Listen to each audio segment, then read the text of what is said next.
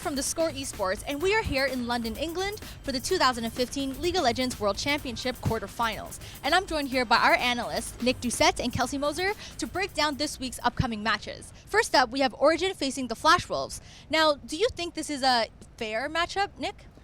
I think that this is quite an even matchup. It's definitely a lot closer than many people think. One of the things that I think is really interesting when you're looking at these two teams is the way that they play around the mid lane, specifically the jungler for the Flash Wolves and the jungle support duo for Origin. Karsa puts a lot of time and a lot of energy into getting Maple fed for the Flash Wolves, and that actually paid off down the stretch for them in the group stage when he was playing a more burst assassin like LeBlanc, and he could get snowballing specifically against the Coup Tigers, whereas Origin fares a more sort of vision control, counter ganky sort of style. They're not necessarily as proactive as the Flash Wolves are in ganking the mid lane and getting Peke ahead, but more preventing the opposing jungler from doing what the Flash Wolves have done in the past. So that's definitely an interesting dynamic with regards to this game. What do you think we really need to pay attention to, Kelsey? Also noticing the dynamic between Amazing and XPK. Amazing often spends a lot more time in the bottom lane than he does in the mid lane. Origin is a much more bottom lane focused team, but something that is really interesting to pay attention to in the matchup generally is just the fact that these two teams are the only remaining teams in the quarterfinals that average a gold deficit at 15 minutes. This means that Origin and Flash Wolves both have a tendency to fall behind in the early game and come back in the mid to the late game with strong team fighting, and in the case of Origin, rotating really intelligently and picking up free objectives like dragons and towers. Now, Origin has Mythy and Amazing, and they're known to be a very strong duo. How will the Flash Wolves respond to this?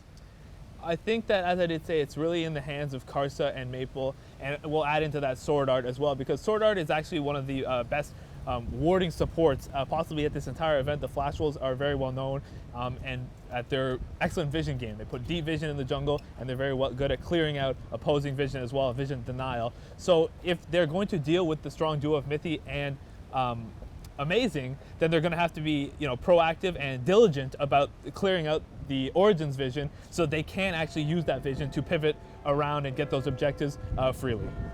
All right, and next up we have SKT facing AHQ. Now, I think a lot of people assume SKT's got this one in the bag. Do you think this is a kind of fair matchup? How do you think it's going to play out, this matchup? This one is definitely SK Telecom favored pretty well all the way. The main difference being that SK Telecom is very, very good at punishing mistakes and getting ahead, through camping top specifically. Bengi has been relentless in ganking for Marin and getting Marin fed. And once Marin gets even the smallest advantage, he's able to split push and just take that lead and really, really allow SK Telecom freedom on the map when he's applying pressure in the side lanes. That's something that AHQ has a little bit of a rougher time dealing with since Mountain is so bot lane focused. Kelsey, what do you think? I think that he really hit the nail on the head there. In cases where we have seen SK Telecom fall behind in the LCK, however rarely it was usually because we had the top jungle duo of the opposing team really contest Marin's snowball with Bengi's help. Bengi is often found a lot in the top lane, and Marin got ridiculously ahead in a lot of group stage games because he was facing teams like Edward Gaming, teams like H2K, who typically don't really have a lot of jungle pressure top and leave their top laners to fend for themselves. That allowed Bengi and Marin to effectively 2v1 and get really far ahead. So what is it that AHQ can do to beat SKT, or at least take a couple of games off of them? It really comes down to contesting that 2v2. That's going to be hard for AHQ. They really do have a strong top laner in Ziv, but just it doesn't naturally suit their style to have Mountain go top lane. But if they can get that down, and perhaps they can bring us a few surprises. Now we have our third best of 5 series between Fnatic and EDG, both very strong teams. However, they showed some weaknesses in the group stages. So what do you guys think is something they need to improve on? Kelsey, let's start with Fnatic. Fnatic, the hiccups in the group stage really came from trying to play a wide variety of compositions that didn't necessarily suit the metagame. They've adjusted some of that to go more for pick compositions. Since a lot of area of effect crowd control has been nerfed recently, pick compositions have really taken off, and early snowball works really, really well with that. We see Rainover first picking Elise on blue side every chance he gets. However, at the same time, since Fnatic have adapted to that, some of their mid-game decision making has been struggling, and their bottom lane, they tend to leave their bottom lane alone. Reckless has a tendency to play self-peeling champions. We saw the Kennen, but if he doesn't get that opportunity, it's going to be really, really easy for Edward Gaming to take advantage of that. Nick? One of the really interesting changes in the dynamic of this matchup is going to be the fact that Edward Gaming has decided to switch out Amazing J in favor of Coral1, who has actually been out with an injury. Now, Edward Gaming's group stage play was characterized by the fact that they would often sacrifice Amazing J for the sake of deft, which meant that he got like really, really far behind in lane swaps, and he made some awkward decision making by playing really aggressively when Clear Love was nowhere to be found, and he got punished for that really hard. So I think that having Coral there is a bit more of a stabilizing influence, but it's hard to say since he hasn't played in a couple of weeks. That being said, Edward Gaming, as Kelsey did say, is a very bot lane focused team, and Fnatic is a very top lane focused team. So if Coral can survive the top lane pressure that Rainover and Huni are going to apply, and Clear Love can get something going in the bot lane, it's definitely going to be a heavily EDG favored matchup. Now finally, we have the matchup between the two Korean teams, KOO Tigers and KT Rolster. Now what do we need to pay attention to here? I think that this is going to be a battle between the top lane and support duos because they play very different styles, very contrasting styles. For KOO Tigers, you have Smeb and Gorilla, who are much more teamfight oriented, peeling, a solid laning phase transitioning into, not a flashy laning phase, and certainly not one where they get very far ahead, but they build onto a solid foundation of mid-game fighting and late game peeling for the sake of Kuro and Prey. Whereas if you look across the way at KT Rolster, Someday and Peekaboo are much more playmaking players. They snowball really hard, they get ahead, and they lead the charge for their team in that sense. So very contrasting styles. It's definitely going to be an interesting matchup. Kelsey?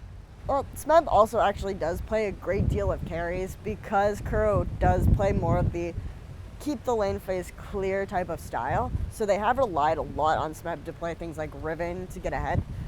The one thing to notice about these teams is that they're very, very different in where they focus most of the time in terms of the action. KOO Tigers have been very inconsistent in the early game. Sometimes they make rotational mistakes or they just fail to do anything, whereas KT, that's where they make their mark. Peekaboo tends to be very, very aggressive. He makes a lot of the flashy plays. Sometimes he fails spectacularly, but more often than not, you see KT get ahead really, really hard. The way KOO Tigers tend to punish them has been in the mid game if they see someone like Magnite, who tends to go off on his own, out of position, where they collapse with their team fighting composition and try to reverse snowball the game. The question is going to be whether or not KT can get far enough ahead that KOO can't really take advantage of that. It's very interesting. Now I think it's time to place our bets. Let's decide who we think is going to win between each matchup, starting off with Origin versus the Flash Wolves. Kelsey, who do you think is going to take the best of 5?